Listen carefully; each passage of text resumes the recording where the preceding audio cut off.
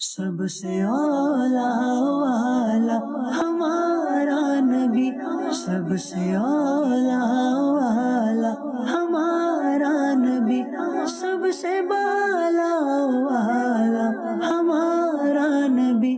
الحمدللہ رب العالمین والصلاة والسلام علی سید الانبیاء والمرسلین، اما بعد فاعوذ باللہ من الشیطان الرجیم، بسم اللہ الرحمن الرحیم۔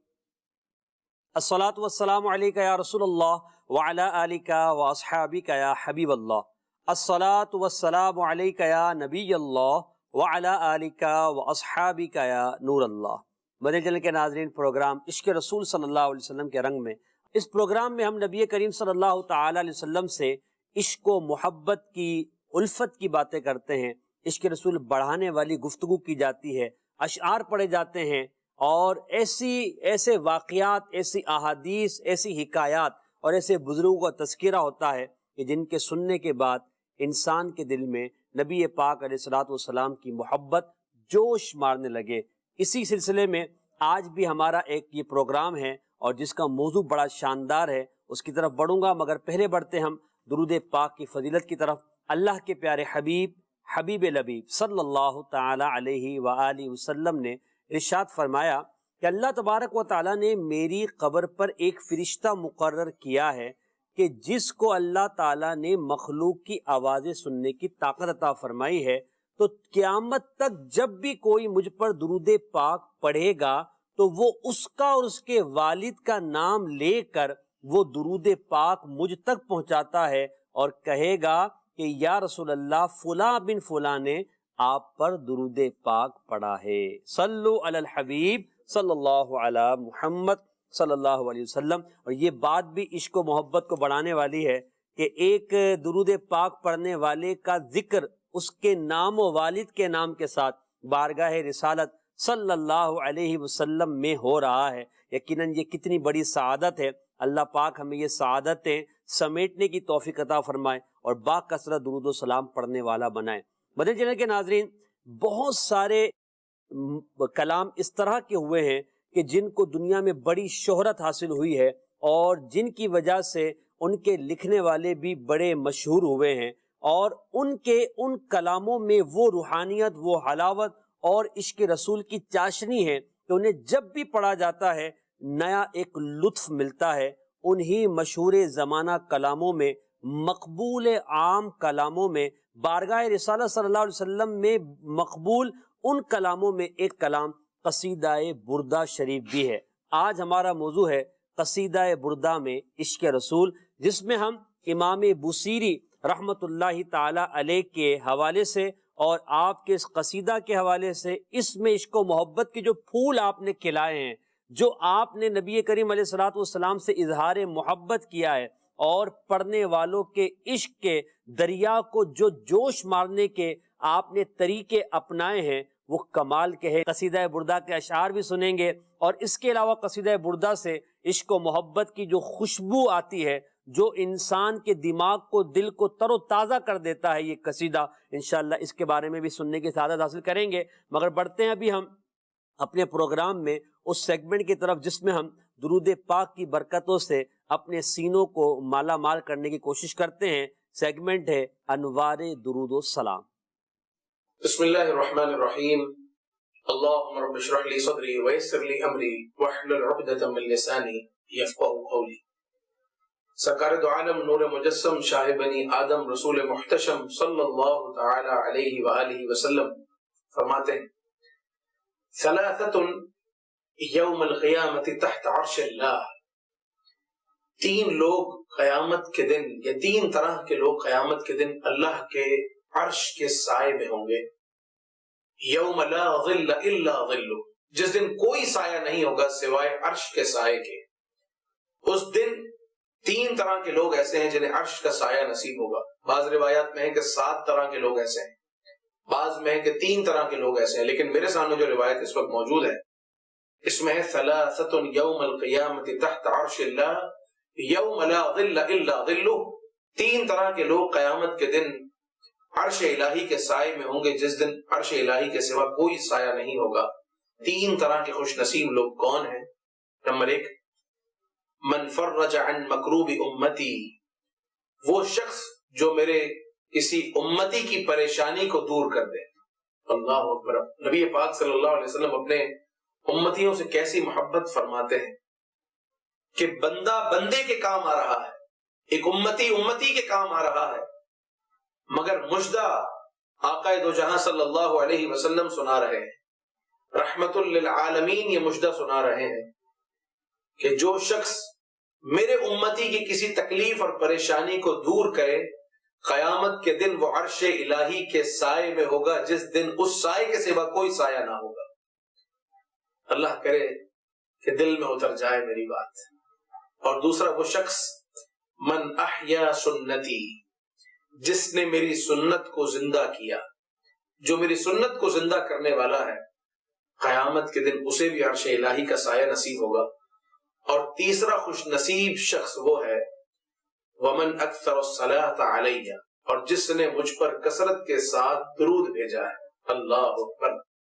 جس نے مجھ پر کثرت کے ساتھ درود بھیجا ہے امتی، یاد نبی کو کرتا ہے، نبی پاک صلی اللہ علیہ وسلم پر درود بھیجتا ہے، سلام بھیجتا ہے، اور خالق کائنات اپنے عرش کا سایہ اسے نصیب فرماتا ہے جو آقا صلی اللہ تعالی علیہ وآلہ وسلم پر درود و سلام بھیجتا ہے۔ تو ومن اکثر الصلاۃ علیہ، جو مجھ پر کثرت سے درود پڑھتا ہے، پروردگار عز و جل اسے بھی عرش کا سایہ نصیب فرمائے گا۔ ارے کون نہیں چاہے گا کہ قیامت کے دن جہاں سورج 1.25 میل پر ہو، زمین تانبے کی ہو، نفسی نفسی کی صدا ہو، ایسے میں کون نہیں چاہے گا کہ اسے عرش کا سایہ ملے، اسے رحمت الہی ملے، اسے دامن مصطفیٰ صلی اللہ علیہ وسلم کی ہوا ملے؟ کون نہیں چاہے گا؟ آج لے ان کی پناہ، آج مدد مانگ ان سے، پھر نہ مانیں گے قیامت میں اگر مان گیا۔ تو نبی پاک صلی اللہ علیہ وسلم سے ہماری محبتیں اور عقیدتیں ایسی ہوں کہ ان کی یاد کے بغیر نہ ہمارا دن شروع ہو نہ ہمارا دن ختم ہو۔ جب تک ان پر درود و سلام نہ پڑھ لیں ہم بستر پر نہ جائیں۔ اللہ کرے کہ ایسی عادت بن جائے۔ اور دلائل الخیرات جس سے میں درود پاک بیان کرتا ہوں، سیدنا محمد بن سلیمان جزولی رحمت اللہ تعالی علیہ کی مبارک کتاب، جو درود و سلام کا مجموعہ ہے، جو درود پاک کا مجموعہ ہے، جس میں بہت ہی خوبصورت صیغے ہیں، بڑی عقیدت اور محبت کے ساتھ جو کتاب لکھی گئی ہے، ان میں سے چند درود پاک میں عرض کرتا ہوں۔ تو میرے آقا صلی اللہ تعالی علیہ وآلہ وسلم کو اگر اس انداز میں ان صیغوں کے ساتھ، ان درودوں کے ساتھ یاد کریں گے تو انشاءاللہ عز و جل نظر مصطفیٰ اور عنایت مصطفیٰ ضرور نصیب ہوگی۔ چنانچہ سیدنا محمد بن سلیمان جزولی رحمت اللہ تعالی علیہ یوں بھی لکھتے ہیں، اللہم صلی علی سیدنا محمد وعلی آل سیدنا محمد عدد القطر والمطر والنبات من یوم خلقت الدنیا الى یوم القیامہ۔ اے اللہ نبی پاک صلی اللہ تعالی علیہ وآلہ وسلم پر، آپ کی آل پر اتنے درود نازل فرما کہ مولا جب سے تو نے یہ دنیا بنائی ہے تب سے لے کر قیامت تک جتنی بارشیں ہوں گی اور ان بارشوں میں جتنے قطرے ہوں گے، ہر قطرے اور ہر بارش اور جتنی نباتات ہوں گی، جتنی چیزیں اگیں گی، مولا ان سب کی تعداد کے برابر نبی رحمت صلی اللہ علیہ وسلم پر درود نازل فرما۔ تو یہ آپ اللہ کرے کہ آپ نوٹ کر لیں، اس انداز میں پڑھیں، دلائل الخیرات مل جاتی ہے وہ لے لیجئے اور اس درود پاک کو یاد کر لیجئے، اللہم صلی علی سیدنا محمد وعلی آل سیدنا محمد عدد القطر والمطر والنبات من یوم خلقت الدنیا الى یوم القیامہ۔ یا کبھی چاہیں تو یوں درود پڑھیں، اللہم صلی علی سیدنا محمد وعلی آل سیدنا محمد عدد النجوم فی السماء من یوم خلقت الدنیا الى یوم القیامہ، کہ اے اللہ محمد عربی صلی اللہ علیہ وسلم پر اور آپ کی آل پر اتنے درود اور اتنی رحمتیں نازل فرما، آسمان میں جتنے تارے ہیں مولا ان کی تعداد کے برابر، جب سے دنیا بنی ہے تب سے لے کر آخرت تک، قیامت تک جتنے بھی ستارے ہوں گے مولا ان کی تعداد کے برابر میرے آقا صلی اللہ تعالی علیہ وآلہ وسلم پر رحمتوں کا نزول فرما۔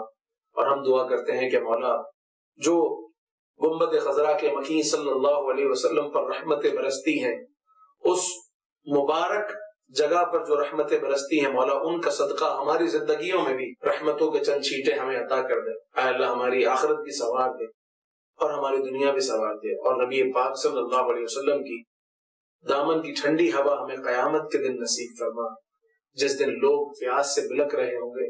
مولا ہمیں آب کوثر کا پیالہ ان کے ہاتھوں سے نصیب فرما جو شافع روز جزا ہے صلی اللہ علیہ وسلم. آمین بجاہ نبی الامین صلی اللہ تعالی علیہ وآلہ وسلم. اللہم صلی علی سیدنا و مولانا محمد. اگر کوئی اپنا بھلا چاہتا ہے اسے چاہے جس کو خدا چاہتا ہے. اگر کوئی اپنا بھلا چاہتا ہے اسے چاہے جس کو خدا چاہتا ہے. درود ان پہ بھیجو, سلام ان پہ بھیجو, درود ان پہ بھیجو, سلام ان پہ بھیجو. یہی مومنوں سے خدا چاہتا ہے. اللہم صلی علی سیدنا و مولانا محمد وعلی وصحبہ وبارک وسلم. ماشاءاللہ. قصیدہ بردہ شریف میں عشق رسول صلی اللہ علیہ وسلم انشاءاللہ آج اس پر ہم بات کریں گے. امام بوصیری رحمۃ اللہ تعالیٰ علیہ نے یہ جو قصیدہ لکھا اس کے پہلے ہی مصرے میں عشق رسول صلی اللہ تعالیٰ علیہ وسلم میں رونے رلانے کی بات کر رہے ہیں اور فرماتے ہیں امین تذکری جیرانی بذی سلمی مزج تدم عن جرام مقلتم بدمی. اس شعر میں آپ رحمت اللہ تعالی علیہ نے گویا کہ نبی کریم علیہ السلام کی یاد کو اور اس یاد میں بہنے والے آنسوؤں کو ذکر کیا. شعر کا مطلب یہ ہے, کیا ذی سلم کے ہمسایوں کی یاد میں تیری آنکھوں سے خون آلود آنسو جاری ہو گئے.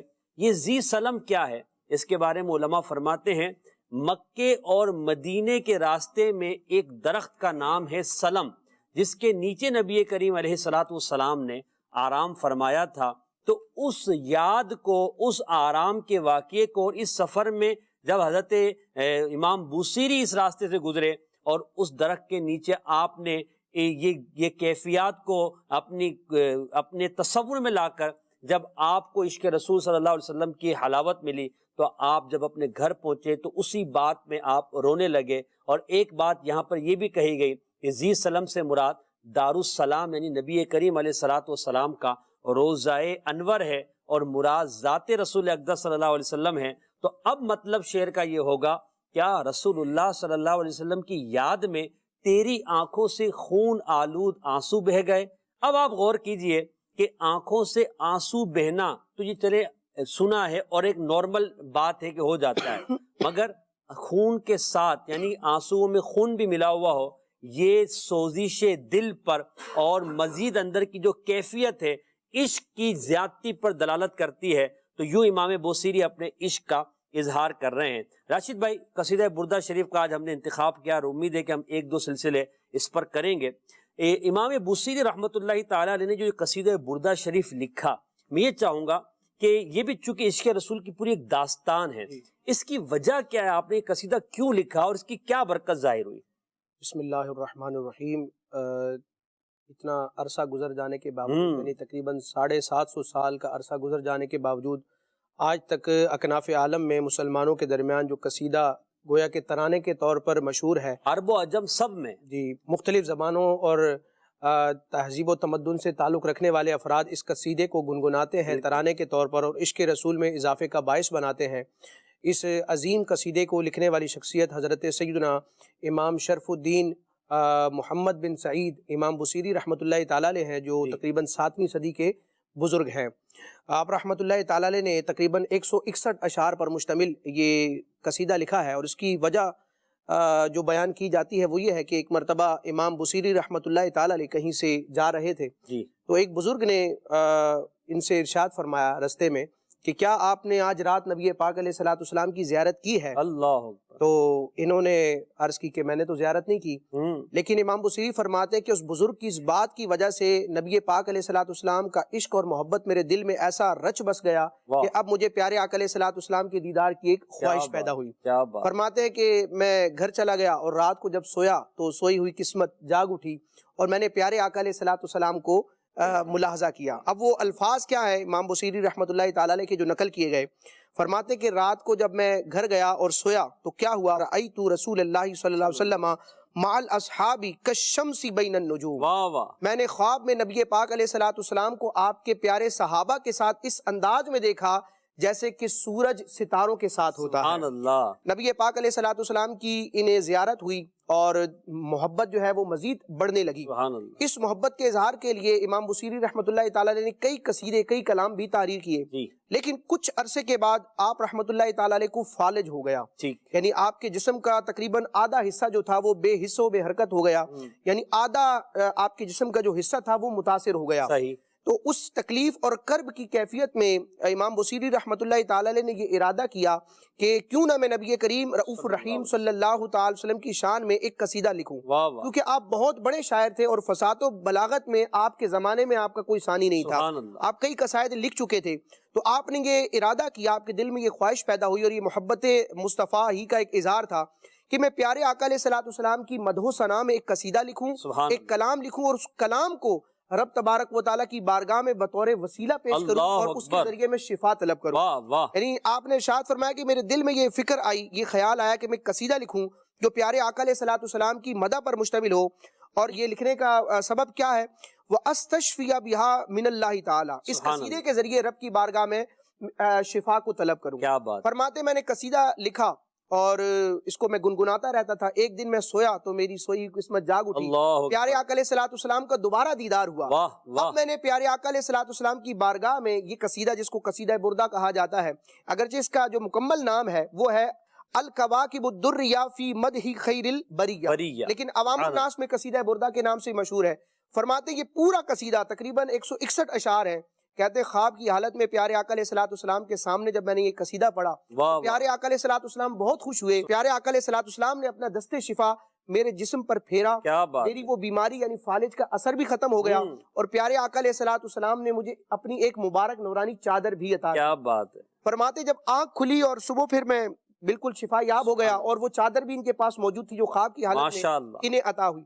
فرماتے کہ میں گھر سے باہر نکلا تو ایک بزرگ ابو رجا جن کو کہا جاتا تھا وہ مجھے رستے میں ملے سبحان اللہ، اور فرمایا کہ رات کو جو پیارے آقا علیہ الصلوۃ والسلام کی بارگاہ میں آپ نے قصیدہ پڑھا ہے وہ ذرا مجھے سناؤ، سبحان وہ اللہ، مجھے دو۔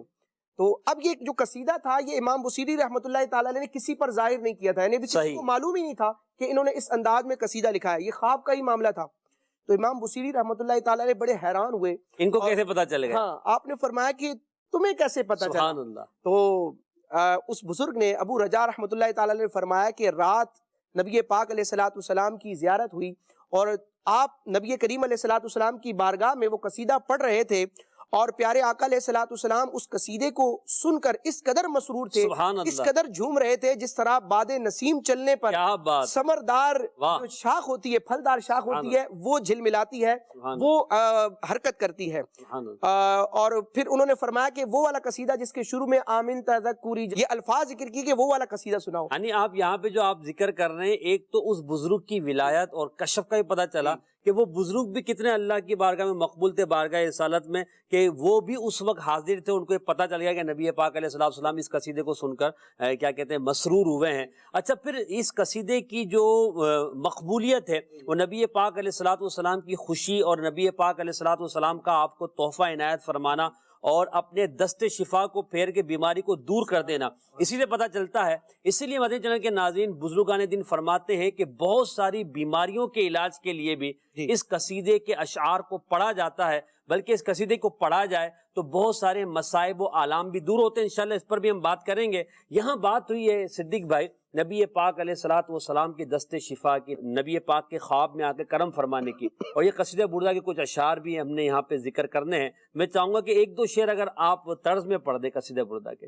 مولایا صلی وسلم دائما أبدا على حبيبك خير الخلق كلهم من تذكر جوان بذي سلام ما زجت دمعا جرى من مقلة بدم مولاي صل وسلم دائما أبدا على حبيبك خير الخلق كلهم محمد سيد الكونين والثقلين والفريقين من عرب وبالعجب مولاي صل وسلم دائما أبدا على حبيبك خير الخلق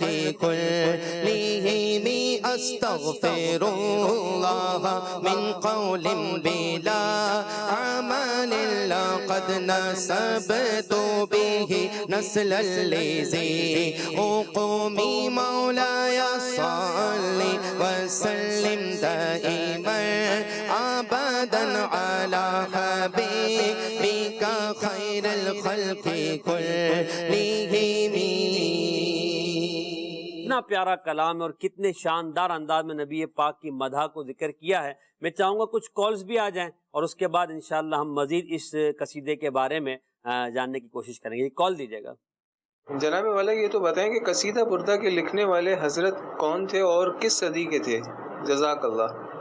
کچھ تو ذکر ماشاءاللہ ہمارے راشد بھائی نے کیا ہے. آپ کا نام محمد بن سعید ہے اور آپ رحمت اللہ تعالی علیہ شرف الدین کے لقب سے مشہور ہیں اور عوام آپ کو امام بوصیری کے نام سے جانتی ہے اور آپ 7ویں صدی ہجری میں آپ کی ولادت ہوئی شوال المکرم میں اور آپ رحمت اللہ تعالی علیہ کو جہاں آپ کی رہائش تھی اس وجہ سے آپ کو بوصیری کہا جاتا ہے اور آپ بہت بڑے شاعر بہت بڑے عالم تھے.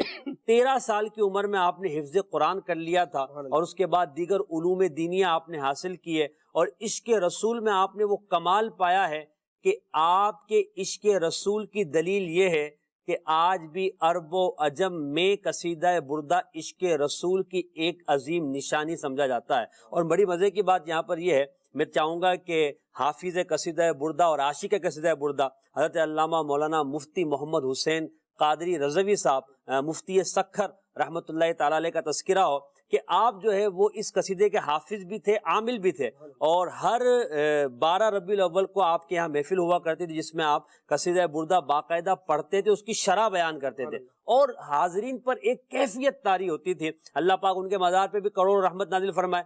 مفتی محمد حسین قادری سکھروی رحمت اللہ تعالی علیہ کے صدقے ہمیں بھی سچا عشق رسول عطا فرمائے. ایک اور کال. آپ کے پروگرام میں میرا یہ سوال ہے کہ قصیدہ بردہ پڑھنے کے کچھ فوائد بھی ہیں, وہ کیا فوائد ہیں جس کی نیت سے یہ قصیدہ پڑھنا چاہیے؟ اس کے بارے میں تفصیلی جواب عنایت فرماتے ہیں انشاءاللہ. کچھ ہمارے راشد بھائی ذکر کرتے ہیں کہ اس کے فوائد کیا ہیں اور کچھ میں بھی عرض کروں گا. کیا فوائد ہو سکتے ہیں؟ جس طرح آپ نے ارشاد فرمایا کہ مفتی صاحب کا ذکر فرمایا, تو جب سے یہ قصیدہ لکھا گیا ہے اس وقت سے لے کے آج تک بزرگان دین اس مبارک قصیدے کو بطور وظیفہ پڑھتے آئے ہیں اور اس کی اجازتیں اور سندیں بھی دیتے آئے ہیں. صحیح. اس کے تو کئی فضائل و برکات ہیں. مختلف بیماریوں اور پریشانیوں کے حوالے سے اس کے مختلف اشعار کو خاص کیا گیا ہے. قصیدہ بردہ شریف جو ہے جس طرح نبی پاک علیہ الصلوۃ والسلام کی مدح و ثنا کے اعتبار سے کلام ہے, تو وظائف کے اعتبار سے بھی بزرگان دین نے اس کو اپنایا ہے اور مختلف قسم کی پریشانیوں اور حاجات کو دور کرنے کے لیے اور حاجات کو پورا کرنے کے لیے بزرگان دین نے بطور وظیفہ اس کو استعمال کیا ہے. مکتبۃ المدینہ کا یہ بڑا شاندار رسالہ ہے قصیدہ بردہ سے روحانی علاج. جی بڑا اس سے میں ایک وظیفہ آپ کو بیان کرتا ہوں. بڑا مشہور شعر ہے قصیدہ بردہ شریف کا جو کئی افراد کو آتا ہے. هو الحبیب الذی ترجا شفاعته لکل حول من الاحوال مقتحم. اس کی فضیلت کے بارے میں بیان کیا گیا کہ اگر کسی کی دینی و دنیاوی حاجت ہو, کوئی بھی مسئلہ ہو دینی یا دنیاوی اعتبار سے, تو اسے چاہیے کہ ایک ہی مجلس میں اس شعر کو 1000 مرتبہ پڑھے, اللہ تبارک و تعالیٰ اس کی حاجت کو پورا فرمائے. سبحان اللہ, واہ واہ کیا بات ہے. ہوگی شفاعت اس کی جس نے مدینے آ کر, ہوگی شفاعت اس کی جس نے مدینے آ کر خواہ ایک نظر بھی دیکھا، خواہ ایک نظر بھی دیکھا میٹھے نبی کا روضہ، خواہ ایک نظر بھی دیکھا میٹھے نبی کا روضہ، خواہ ایک نظر بھی دیکھا میٹھے نبی کا روضہ۔ ایک اور کال دیجیے گا۔ آپ نے بتایا کہ اس قصیدے میں لکھنے والے بزرگ کو رسول اللہ صلی اللہ تعالیٰ علیہ وآلہ وسلم کی چادر یا ہاتھ کی وجہ سے شفا مل گئی، تو کیا غیر خدا کے لیے یہ عقیدہ رکھنا درست ہے؟ ایک اور کال دے دیجیے گا، انشاءاللہ اس پر بھی بات کرتے ہیں۔ مدنی پھول عطا فرمائیے۔ جب ہم قصیدہ بردہ شریف کے اشعار پڑھیں تو اس کے پڑھنے کے انداز اور ادب پر مدنی پھول عطا فرما دیجیے۔ اس کے آداب میں علماء نے یہ لکھا ہے کہ باوضو یہ قصیدہ پڑھا جائے، کیونکہ نبی کریم علیہ الصلوۃ والسلام کی اس میں شان و عظمت بیان کی گئی ہے، اور مخارج درست ہونے چاہیے تاکہ جو ہے جو چیز بیان کی جا رہی ہے اس کا اصل مقصد حاصل ہو، کہ جہاں مدحہ ہو رہی ہے کہیں ایسا نہ ہو کہ مخرج تبدیل ہو جانے کی وجہ سے، لفظ تبدیل ہو جانے کی وجہ سے وہ مدح کہیں معاذ اللہ ضم نہ بن جائے، یعنی وہ مذمت کے میں اندر شمار نہ ہونے لگ جائے۔ اس لیے درست انداز میں با ادب اور نبی پاک علیہ الصلوۃ والسلام کے روضہ انور کا تصور باندھ کر باوضو آپ یہ اشعار اس کے پڑھیں، انشاءاللہ اس کی آپ کو برکتیں ملیں گی۔ یہ سائل نے سوال کیا ہے کہ یہ شفا والی جو بات آپ نے بیان کی بھی راشد بھائی، تو یہ کیا غیر خدا کے لیے اس طرح کا عقیدہ رکھنا درست ہے؟ جی، نبی کریم رؤوف الرحیم علیہ افضل الصلاۃ والتسلیم کے اگر تبرکات کو دیکھا جائے یا آپ علیہ الصلاۃ والسلام کے مبارک نام کو دیکھا جائے تو صحابہ کرام میں بھی پیارے آقا علیہ الصلاۃ والسلام سے تبرک لینا اور آپ کے صدقے سے شفا کو طلب کرنا یہ احادیث مبارکہ میں موجود ہے۔ صحیح۔ دیکھیں، مسلمانوں کا نظریہ اور عقیدہ ہر اعتبار سے یہی ہوتا ہے کہ نفع دینا، شفا دینا، اولاد دینا، رزق دینا، خوشی دینا، دنیا اور آخرت کی کوئی بھی نعمت دینا، یہ رب تبارک و تعالیٰ کے دست قدرت میں ہے۔ حقیقتاً رب تبارک و تعالیٰ ہی عطا فرماتا ہے، لیکن رب تبارک و تعالیٰ کی بارگاہ میں اللہ کے نیک بندوں کا وسیلہ پیش کیا جاتا ہے اور اس کو وسیلہ اور واسطہ بنا کر رب ہی سے سوال کیا جاتا ہے۔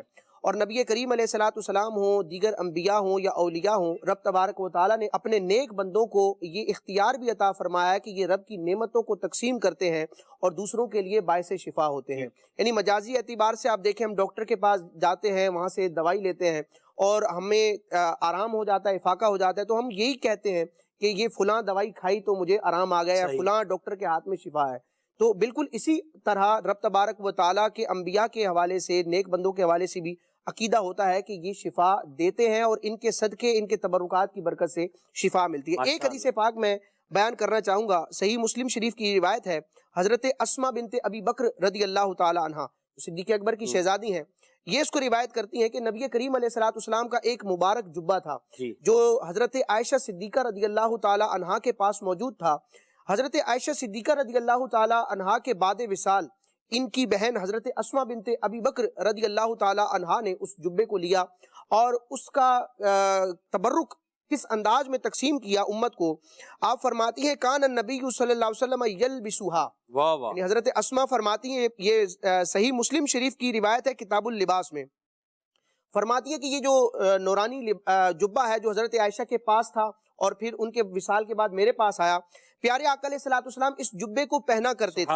اب وہ مبارک لباس جو حضور کے جسم میں اقدس سے مس ہوا، اس میں رب تبارک و تعالیٰ نے کیسی شفا رکھی ہے اور صحابہ کرام کا انداز اور ان کا عقیدہ کیسا ہے۔ فرماتی ہیں فَنَحْنُ نَغْسِلُهَا لِلْمَرْضَى نستشفی بہا، کہ ہم اس مبارک جبے کو دھوتے ہیں اور اس کا غسالہ اپنے مریضوں کو پلاتے ہیں اور اس کے ذریعے ہم رب سے شفا کو طلب کرتے ہیں۔ نستشفی بہا، یہ باب استفعال ہے، یعنی شفا کو طلب کرتے ہیں۔ اور جو میں نے قصیدہ بردہ کے حوالے سے بیان کیا آپ نے، وہاں پر بھی قصیدہ بردہ کے مصنف امام بصیری رحمۃ اللہ تعالی نے یہی الفاظ استعمال کیے تھے، استشفی بہا، کہ میں اس قصیدے کے ذریعے رب سے شفا طلب کروں۔ حضرت اسماء بنت ابی بکر جو صحابیہ ہیں وہ فرما رہی ہیں کہ حضور علیہ الصلوۃ والسلام کا بدن اقدس اور آپ کا نام تو بہت بڑی بات، آپ علیہ الصلوۃ والسلام کے جسم اقدس سے مس ہونے والا جو لباس ہے، اس لباس سے ٹچ ہونے والے پانی میں بھی رب نے شفا رکھی ہے، کیا ہم اس بات سے ہے، شفا طلب اور ہم اس سے شفا طلب کرتے ہیں. کیا کہتے ہیں؟ گھماتی سلیمہ پانی میں منہ مبارک کو، گھماتی سلیمہ پانی میں منہ مبارک کو، مریضوں کو شفا دے دے میرے سرکار کے گیسوں، مریضوں کو شفا دے دے میرے سرکار کے گیسوں. میں نے جبے والی روایت پڑھی ہے، اور یہ گیسو والی بھی روایت ہے اس طرح کی حضرت ام روایات سلمہ کی، ماشاءاللہ. اور یہ تو قرآن پاک کی جو آیت مبارکہ حضرت یوسف علیہ السلام، حضرت یعقوب علیہ السلام کا جو واقعہ ہے، اب قرآن پاک میں جس چیز کا بیان کر دیا گیا کہ جب قمیص یوسف علیہ السلام حضرت یعقوب علیہ السلام کو شفا دے سکتی ہے، تو لباس مصطفیٰ صلی اللہ علیہ وسلم گناہ گاران امت کو، مریضان امت کو کیوں شفا نہیں دے سکتے؟ یہ قصیدہ در حقیقت یہ نا ایمان کو تازہ کرتا ہے، اور اس قصیدے کے جو اشعار ہیں وہ انسان کے اسلامی عقیدے کو تر و تازہ رکھتے ہیں کہ دیکھو عقیدہ ہونا چاہیے تو ایسا ہونا چاہیے کہ صحابہ کرام علیہ رضوان کا یہی عقیدہ تھا. تو یہاں جو بات ہوئی قصیدے پر، اس کی جو مقبولیت اس پر میں انشاءاللہ بات کروں گا. میں یہ چاہتا ہوں کہ اس کے کچھ اشعار اور اعلیٰ حضرت امام اہل سنت رحمۃ اللہ تعالیٰ علیہ ہدایت کی بخشش میں جو اشعار آپ نے لکھے ہیں، ان میں کچھ آپ موافقت، مماثلت بیان فرمائیں، اور قصیدہ بردہ کے کچھ اشعار کی اگر آپ وضاحت بھی فرما دیں. جی محسن بھائی، بزرگان دین نے مختلف زبانوں میں جو اشعار لکھے ہیں، پیارے آقا علیہ الصلوۃ والسلام کی مدح سرائی کی ہے، تو اگرچہ وہ زبانوں کا فرق ہے، جملوں اور الفاظ کا فرق ہے، لیکن تمام تر بزرگوں کے کلام کا جو خلاصہ ہے اور اس کی جو اصل ہے وہ قرآن مجید، فرقان حمید اور احادیث مبارکہ سے ماخوذ ہونے والے، یعنی ثابت ہونے والے عقائد و نظریات ہیں. اور اس کا جو مقصد ہم یہ سمجھتے ہیں کہ وہ صرف عظمت مصطفیٰ کا بیان کرنا ہے، یعنی وہ کلام کسی بھی انداز میں لکھو، کسی بھی زبان میں. یعنی صحابہ کرام کے بھی اگر کلمات کو دیکھیں اور اس کے بعد بزرگان دین کے اشعار کو دیکھیں تو ہمیں کہیں نہ کہیں جا کر احادیث مبارکہ، آیات مبارکہ اور صحابہ کرام کے ارشادات سے مناسبت اور موافقت نظر آتی ہے. تو چونکہ تمام تر بزرگوں کے کلام کا مرجع اور اس کا مرکز ذات مصطفیٰ ہے اور پیارے آقا علیہ الصلوۃ والسلام کی عظمت و شان کو بیان کرنا ہے، لہٰذا ہم دیکھتے ہیں کہ مختلف زبانوں کے شعراء نے جو کلام لکھے، اگرچہ الفاظ مختلف ہوتے ہیں لیکن ان میں معنوی اعتبار سے ایک ربط موجود ہوتا ہے. اگر قصیدہ بردہ شریف کے اشعار کو دیکھا جائے اور امام علیہ سنت اعلیٰ حضرت کے ہدایت بخشش کے اشعار کو دیکھا جائے تو تھوڑے بہت الفاظ کے فرق کے ساتھ وہی مفہوم، وہی معنی ہمیں نظر آتا ہے. اس کی چند مثالیں میں پیش کرتا ہوں. امام بصیری رحمۃ اللہ تعالیٰ علیہ نے پیارے آقا علیہ الصلوۃ والسلام کے اخلاق کریمہ کے اعلیٰ ہونے اور پیارے آقا علیہ الصلوۃ والسلام کی خلقت یعنی آپ کے بدن اقدس کی عمدگی کا بیان کرتے ہوئے قصیدہ بردہ میں ارشاد فرمایا کہ فاقن نبیین فی خلق و فی خلق ولم یدانوہ فی علم ولا کرم، کہ نبی کریم صلی اللہ تعالی وسلم حسن صورت اور حسن سیرت دونوں کے اعتبار سے تمام نبیوں پر سبقت لے گئے، تمام نبیوں سے اعلیٰ ہیں، صورت کے اعتبار سے بھی، ظاہری حسن و جمال کے اعتبار سے بھی، اخلاق کریمہ کے اعتبار سے بھی. ولم یدانوہ فی علم ولا کرم، اور کوئی بھی نبی، اللہ کا کوئی بھی نبی آپ علیہ الصلوۃ والسلام کے رتبہ معرفت اور مرتبہ سخاوت تک نہ پہنچا. یعنی جو علم حضور کو ہے اور جو سخاوت اور جود و کرم حضور کی بارگاہ میں ہے وہ کسی نبی کی بارگاہ میں بھی ہمیں نظر نہیں آتا. اب خلق اور خلق یعنی سرکار علیہ الصلوۃ والسلام کے اخلاق کریمہ اور آپ کے ظاہری حسن و جمال کا بیان امام بصیری نے اس انداز میں کیا اور انبیاء کرام میں بھی آپ کو بے مثال قرار دیا. اسی شعر کا اگر خلاصہ دیکھنا ہو تو اعلیٰ حضرت بیان کرتے ہیں کہ تیرے خلق کو حق نے عظیم کہا، تیری خلق کو حق نے جمیل کیا، کوئی تجھ سا ہوا ہے نہ ہوگا شہا، تیرے خالق حسن و ادا کی قسم. تیرے خلق کو حق نے عظیم کہا، تیری خلق کو حق نے جمیل کیا، تیری خلق کو حق نے جمیل کیا، کوئی تجھ سا ہوا ہے نہ ہوگا شاہ، کوئی تجھ سا ہوا ہے نہ ہوگا شاہ، تیرے خالق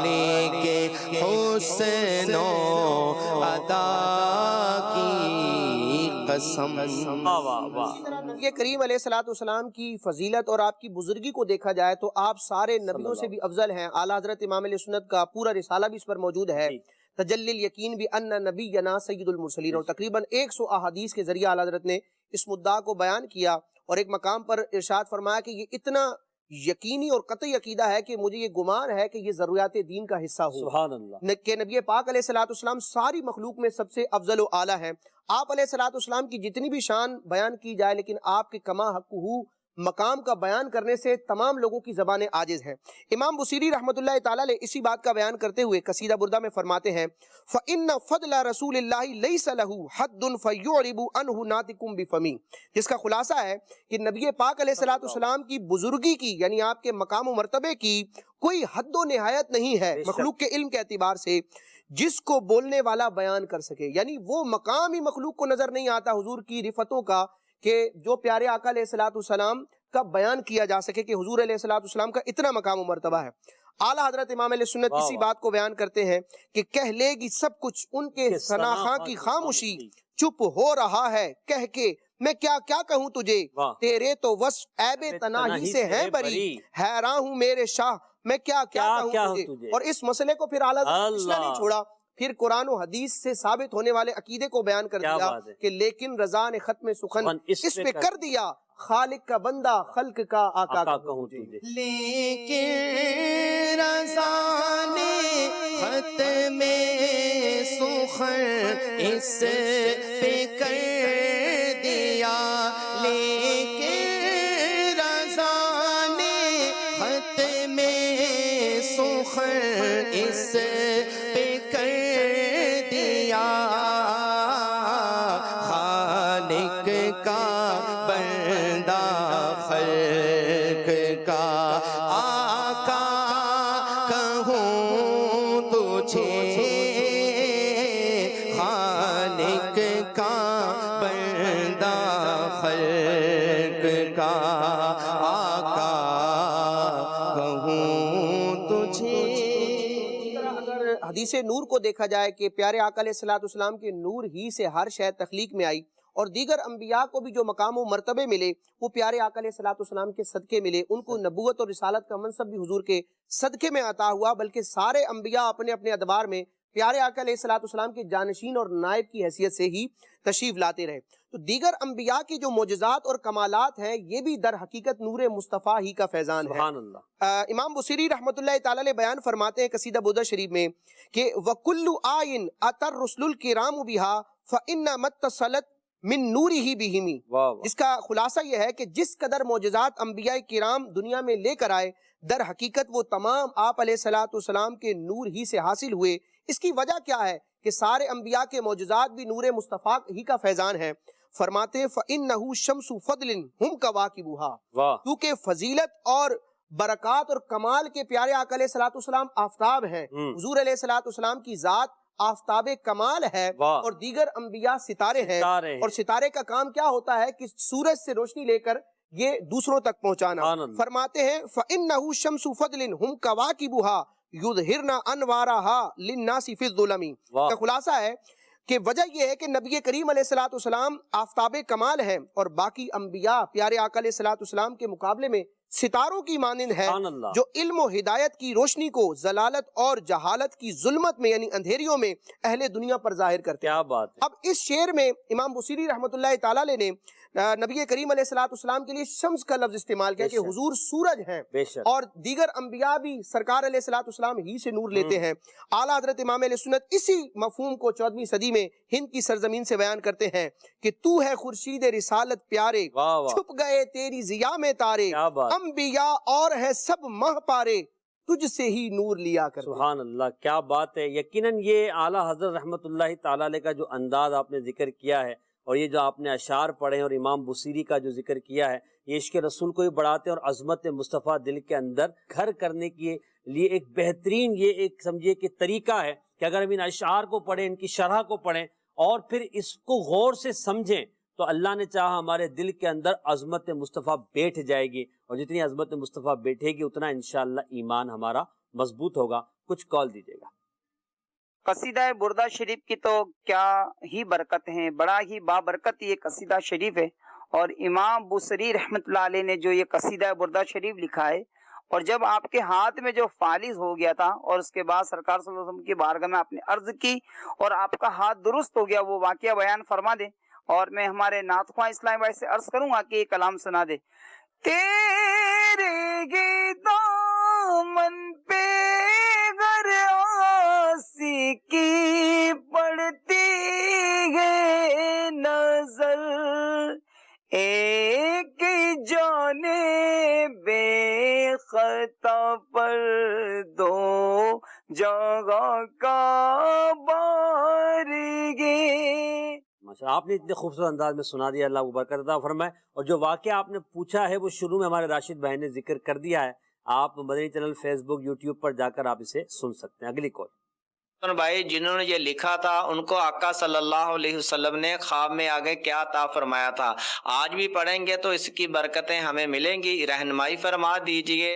نبی پاک علیہ الصلوۃ والسلام نے اپنی برد یمانی آپ کو عطا فرمائے تو آج بھی باب کرم کھلا ہوا ہے، اتنا بھی تو ہو کوئی آہ کرے دل سے۔ اب نبی پاک کو دل سے پکاریں، انشاءاللہ عزوجل کرم ہی کرم ہوگا۔ اور آج بھی پیارے آقا علیہ الصلوۃ والسلام اپنے غلاموں کو عنایت فرماتے ہیں، خواب میں بھی زیارت فرماتے ہیں اور ان کی مصیبتوں کو اللہ کی عطا سے دور بھی فرماتے ہیں۔ ایک اور کال دیجیے گا۔ مجھے اس شعر کے جو ہے معنی پتہ کرنے تھے۔ غوث اعظم امام التقیٰ والنقیٰ، غوث اعظم امام التقیٰ والنقیٰ یعنی غوث اعظم متقیوں کے پرہیزگاروں کے امام ہیں، جلوائے شان قدرت پہ لاکھوں سلام، یعنی اللہ پاک کی قدرت کے اس عظیم شاہکار پر، اس عظیم جلوے پر لاکھوں سلام۔ یہاں غوث اعظم کی شان کو بھی بیان کیا گیا اور اللہ تعالیٰ کی اس تخلیق پر اس کی عظمت کو بھی ذکر کیا گیا ہے۔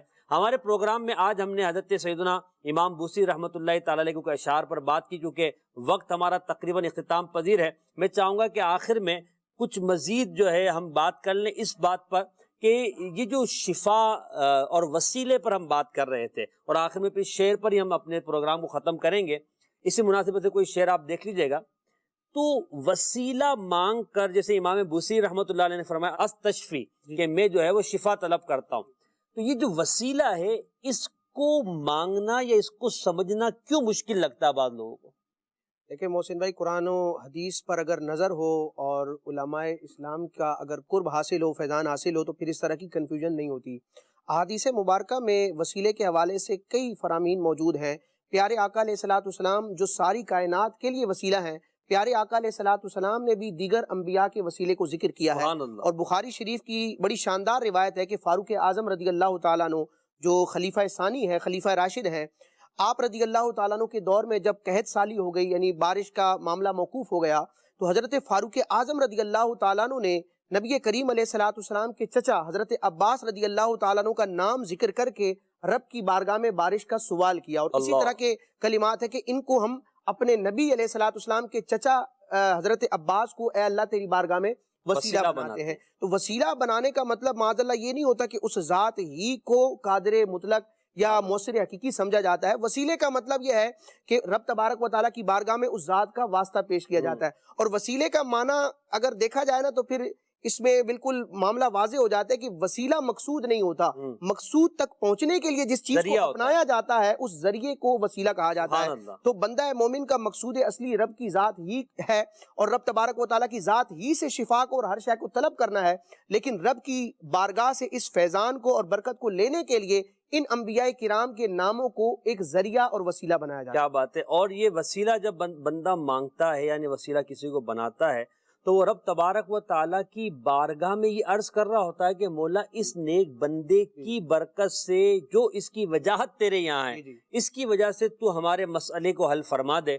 تو اس میں تو ہم رب تبارک و تعالیٰ کی عظمت و شان کا بھی تو ذکر کر رہے ہیں کہ اللہ تبارک و تعالیٰ دیتا ہے، مگر وسیلہ پیش اس لیے کر رہے ہیں تاکہ وہ کام ہمارا جلد ہو جائے اور اس اللہ کے ولی نیک بندے کی وجاہت سے ہمارے کاموں میں آسانی ہو۔ تو بہرحال ہمیں شیطان کے وسوسے سے بچنا چاہیے۔ اگر آپ چاہتے ہیں کہ عشق رسول مزید بڑھائیں، اس کے لیے آپ قصیدہ بردہ شریف کا مطالعہ کریں، اس کی کتابیں مل جاتی ہیں. یہ قصیدہ بردہ شریف سے روحانی علاج، یہ جو رسالہ ہے یہ، اس کے علاوہ اردو شروحات اس کی بہت ساری ملتی ہے. اس کو آپ لیجئے، پڑھیے اور اعلیٰ حضرت امام علیہ سنت کے اشعار کو پڑھیے. انشاءاللہ عشق رسول بڑھے گا اور اللہ نے چاہا آپ کو عقیدے کے اندر پختگی محسوس ہوتی نظر آئے گی. آئندہ پروگرام میں بھی ہم قصیدہ بردہ کے اشعار ہی پر بات کریں گے اور ان سے عشق رسول کو بڑھانے کی کوشش کریں گے. اللہ کریم ہمیں سیدنا امام بوصیری رحمۃ اللہ تعالی علیہ کے صدقے میں سچا عاشق رسول بنائے اور عقائد اسلام پر ہمیں پختگی عطا فرمائے، گمراہی بد دینی سے ہم سب کو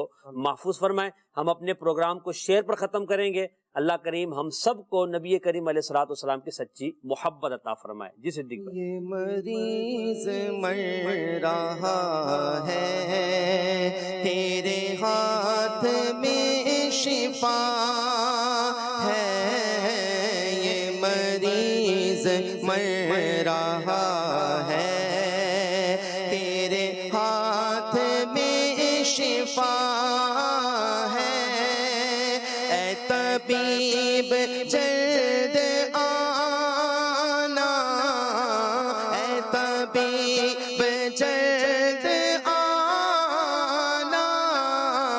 مدنی مدینے والے، مدنی مدینے والے. سب سے اولا والا ہمارا نبی، سب سے اولا والا ہمارا نبی، سب سے بالا والا